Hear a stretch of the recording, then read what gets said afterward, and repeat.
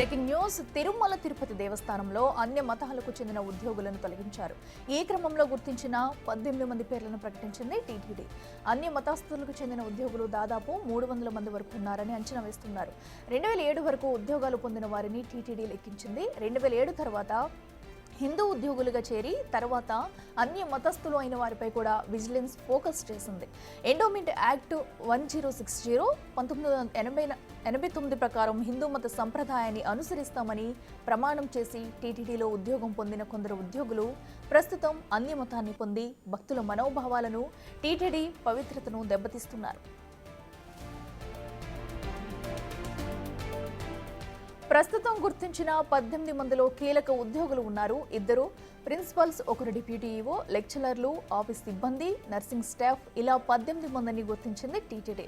త్వరలోనే వీరిని ఇతర ప్రభుత్వ శాఖలకు బదిలీ చేయడమో లేదా వీఆర్ఎస్ ఇచ్చి బయటకు పంపడమో చేయాలని టీటీడీ బోర్డు తీర్మానించింది. మంత్రి లోకేష్ ఈ నిర్ణయాన్ని సమర్థించారు.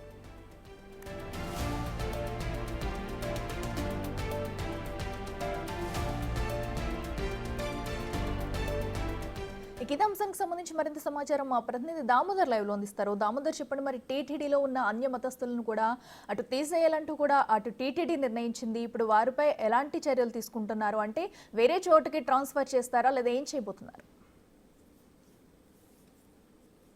తిరుమల శ్రీవారి ఆలయంతో పాటు తిరుమల టీటీడీ అనుబంధ సంస్థల్లో పనిచేస్తున్న అన్య మతస్థులను గుర్తించే కార్యక్రమం వేగంగా చేపడుతుంది టీటీడీ. ఇందులో భాగంగా మొదటి విడతగా 18 మంది ఉద్యోగులను గుర్తించారు. వీరిలో ఏదైతే పద్మావతి మహిళా పాలిటెక్నిక్ కళాశాల ప్రిన్సిపాల్తో పాటు అటు పద్మావతి మహిళా పీజీ డిగ్రీ కళాశాలలో పనిచేస్తున్న లెక్చరర్లు, అదేవిధంగా ఎస్వి ఆర్ట్స్ కళాశాల, అదేవిధంగా గోవిందరాజస్వామి ఆర్ట్స్ కళాశాలతో పాటు ఆయుర్వేద కళాశాలలో పనిచేస్తున్న ఉపాధ్యాయులను, ప్రిన్సిపాల్స్ను గుర్తించారు. వీరితో పాటు అటు బడ్స్తో పాటు స్విమ్స్ ఆసుపత్రిలో పనిచేస్తున్న నర్సులు, హెడ్ నర్సులు, టెక్నికల్ సిబ్బందితో పాటు టీటీడీలో పనిచేస్తున్న డిప్యూటీఓ, వెల్ఫేర్ డిప్యూటీఓ ఆనందరాజును వీరందరినీ గుర్తించారు. ముఖ్యంగా ఈ 18 మంది 2007కు ముందు రిక్రూట్మెంట్ అయిన వారు. వీరందరినీ విధుల నుంచి తప్పించడానికి చర్యలు తీసుకోబోతున్నారు. ముఖ్యంగా ప్రస్తుతానికైతే ఒక ఆదేశాలు టీటీడీ ఈవో జారీ చేసిన ఆదేశాల ప్రకారం వీరిని తిరుపతిలో కానీ ఎక్కడైనా కానీ ఆలయాల్లో పనిచేయించడం కానీ, అదేవిధంగా ఆలయాలకు సంబంధించిన మత సంబంధమైన కార్యక్రమాల్లో కానీ ఊరేగింపుల్లో కానీ వీరు ఎక్కడా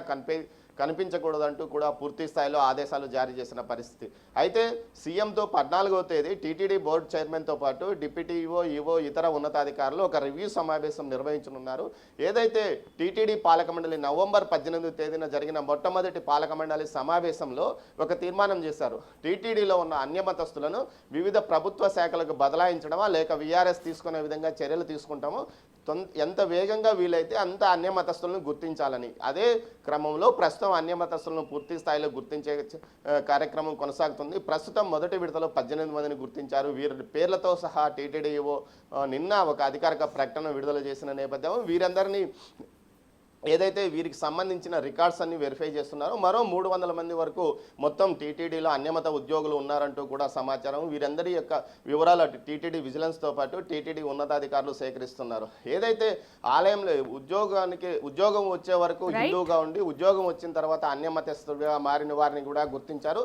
మొత్తం మీద అయితే ప్రస్తుతానికి వీరు కోర్టుకు వెళ్ళినప్పటికీ చెన్నై హైకోర్టు ఇచ్చిన తీర్పును ఏదైతే చూపించి వీరి మీద చర్యలు తీసుకునే అవకాశం ఉంది. ఖచ్చితంగా వీరిని ప్రభుత్వ శాఖలకు బదిలీ చేస్తామంటూ టీటీడీ పాలక మండలితో పాటు టీటీడీ ఉన్నతాధికారులు చెప్తున్నారు. మరోవైపు మంత్రి లోకేష్ కూడా ఈ విషయాన్ని సమర్థించారు. Akhila. Right Damodar, thank you.